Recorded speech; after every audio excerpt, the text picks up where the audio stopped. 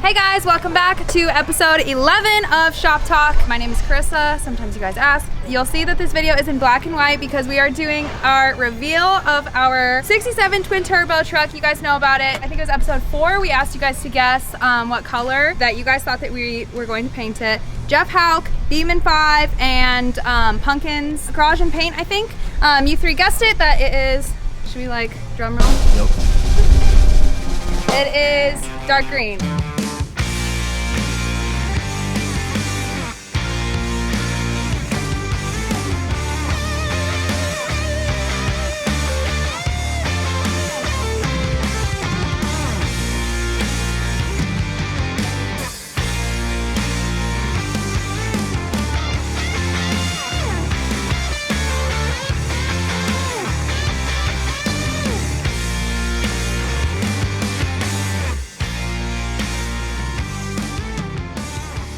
I can't say exactly what kind of green, but it is obviously a beautiful green. Should I try and pull it up so you can see it a little bit? There's Juan, he painted it, and they're all gonna just watch me move this stuff around in the heat.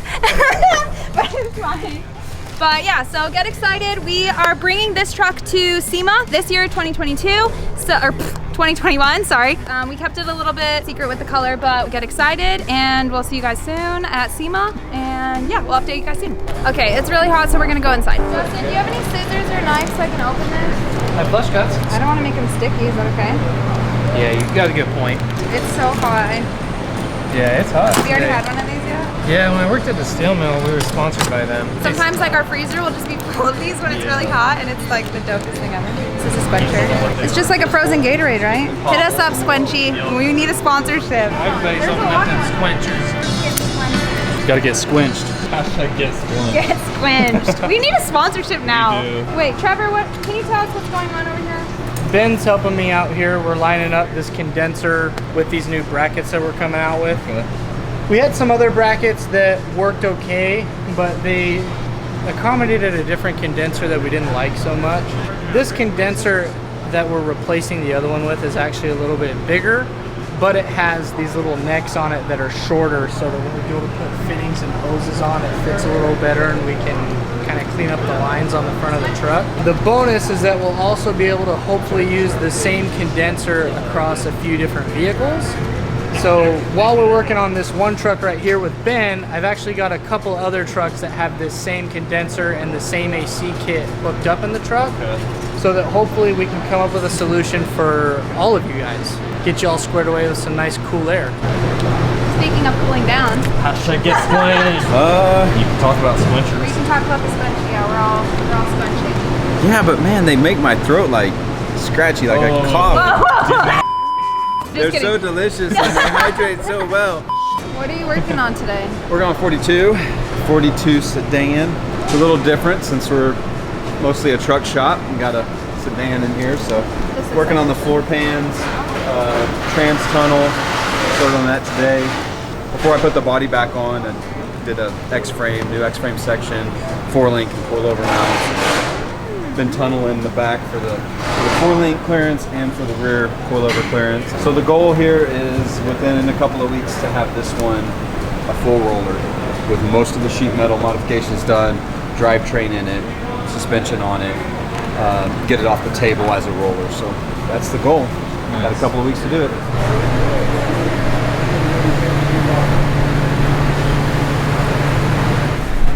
Over here color sanding, trying to stay cool. Have you been squenching today? Oh yeah, I just killed it. Okay. Okay, so Jack and I decided to head over to the upholstery shop to check in with Riley and see what he's got going on. So let's go ask. Hi, What's up, guys? how's it going? Good. Doing door panels? Yeah, doing our 73 to 79 F-Series door panels. Kind of just like our online orders. Nice. So there's a little bit of a reason why these are a redo, right? Yeah, we had an issue in shipping. They got dropped or damaged, so So the metal bent. yeah, smashed the wood up real good. Ripped the vinyl. So we'll redo this piece and get them back to the guy ASAP. Make sure we'll make it right for the customer. Yeah, absolutely. Always. Yeah. Of course. What is this little pokey thing that you're doing? Oh, it's just kind of like a starter punch for the drill bits to Okay. drill the holes. Okay. Yeah. That way it doesn't wander when you're starting to grow. And you've got more on the way. Yeah, so we got 2 You're more busy. orders. Yeah. They're always coming in. Well, we did come over to look at the gold truck. Can you show us the interior? Yeah, absolutely. We just finished this one up. So we did pretty much everything. Carpet, doors, kick panels. Really nice. Yeah, this one came out really good. Wow. Visors, dash pad. Like a full deal. Yeah. These are so nice. I love that. Yeah, they came out really good. So the interior is kind of like the outside where it has a light and a dark, the Yeah, two-tone. absolutely. A little bit of contrast. Is there anything left you have to do on the inside? It's all done? Just put in the seat belts, that's it. Nice. Yeah, they want to get the gauges in and start finishing up a couple other things. Came out really good. All leather, German square weave carpet. Really like this one. So if you are interested, we actually sell these. So if you go to our website, type in door panels, you can purchase them there. We'll reach out to you. We'll get what kind of material you want to use, what kind of stitching and coloring, those kinds of things. We'll get it handmade for you and sent out to wherever you are. Okay, what we did here is a Gen 3 control pack. This one here, we took out 12 feet of wire.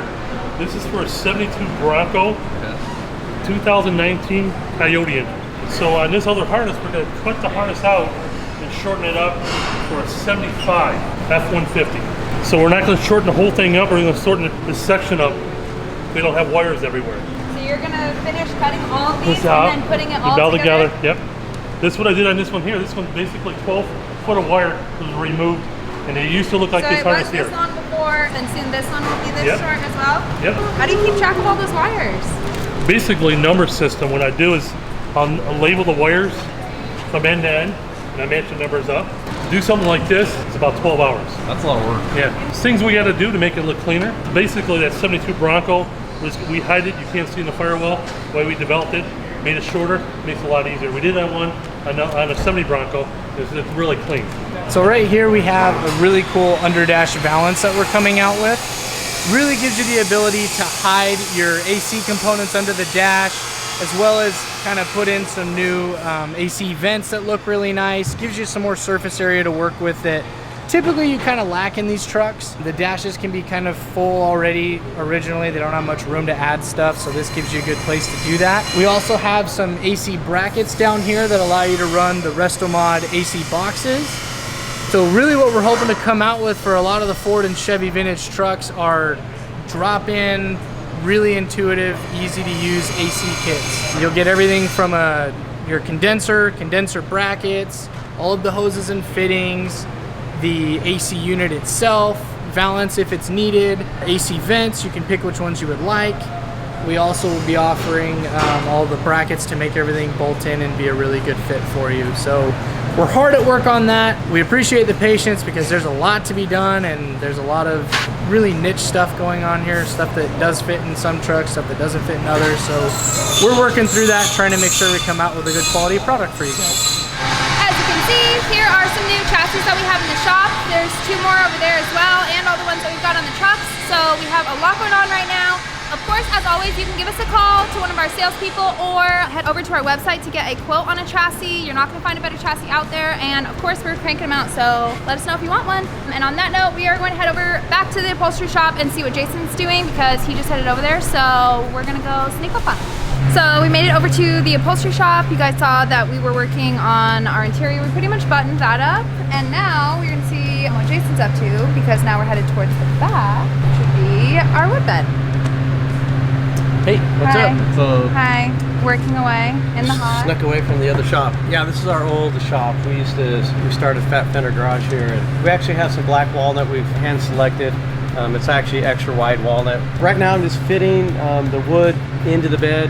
This has a door that opens. The 4 boards in the middle here, they'll actually open up. And right now I'm fitting the 2 pieces around the wheel wells. It's basically scribe it, fit it, scribe it, fit it, like just you're taking a little bit off at a time in order to just get this perfect fit around the wheel wells, which is kind of tough because you don't want to make a mistake because each one of these boards is like $125 and you put about 4 hours of labor into getting it to fit, and if you mess up, turns out that one board is very expensive. I've never messed up, just so you know, I've never messed up. Never? I've never messed up. Oh, you better knock on that wood, Jason.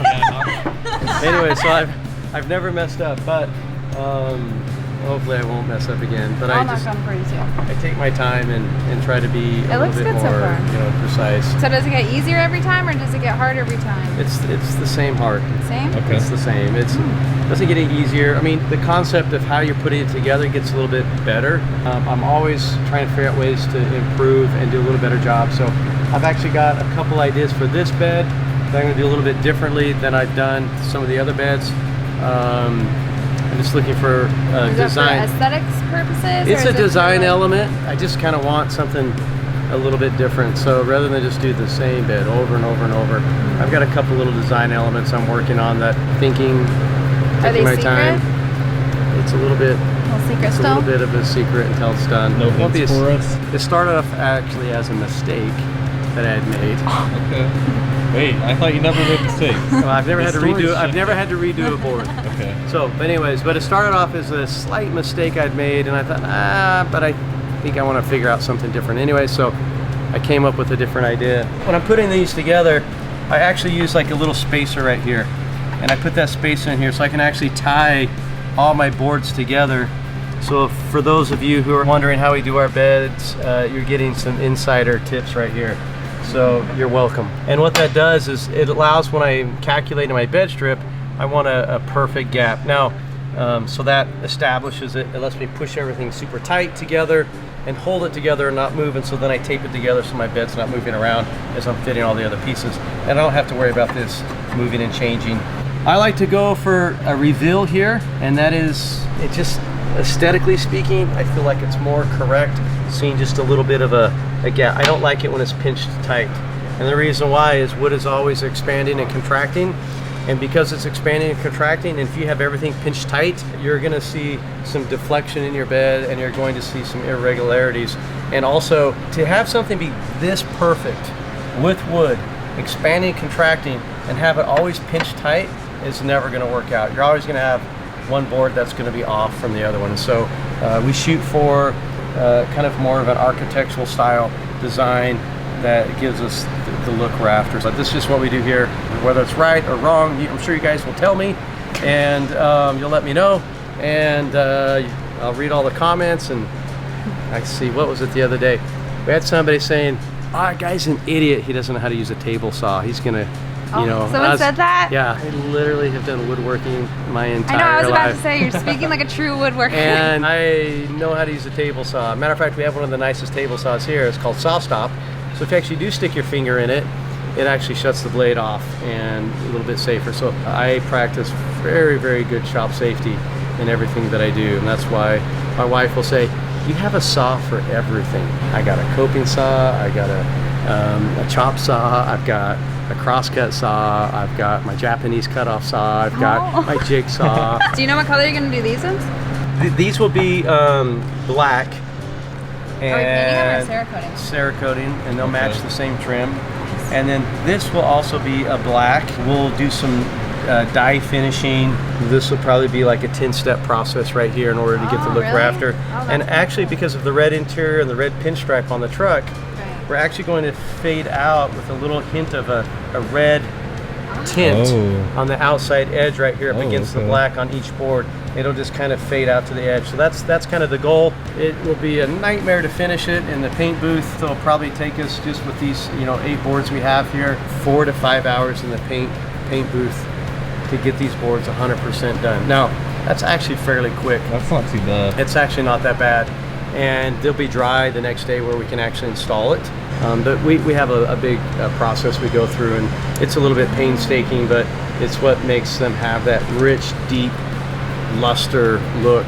I love a wood bed. It's my favorite thing. I don't care if you had a metal bed, I want to tear it out, put a wood bed in it.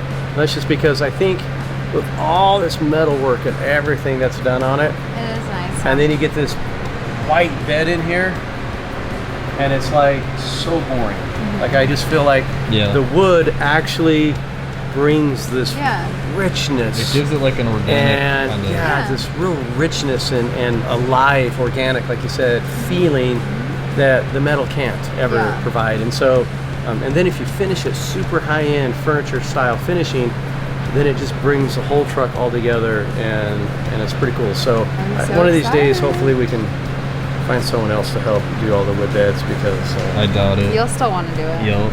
maybe.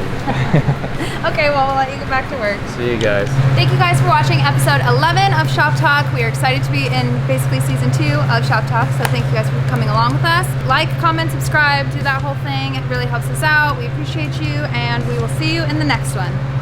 This trans tunnel is manufactured by U.S. General. That's the bag for it right there. No, they're not paying us nothing. Oh shoot! This trans tunnel is manufactured by Squinchers.